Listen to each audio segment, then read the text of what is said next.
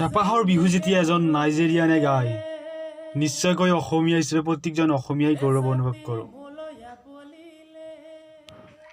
News অসমৰ পৰিয়ালৰ তৰফৰ পৰা তেখেতলৈ অশেষ ধন্যবাদ জ্ঞাপন কৰিলোঁ।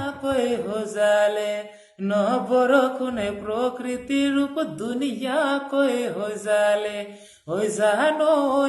জানৈ বিহু আহি দেখো পালে জানৈ বিহু আহি দেখো পালে তুলিছানে ফুল বিহু বানত মোৰে কাৰণে তুলিছানে ফুল বিহু বানত মোৰে কাৰণে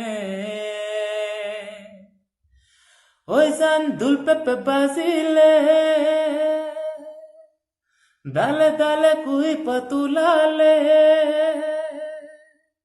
পতৰাৰত লুকাই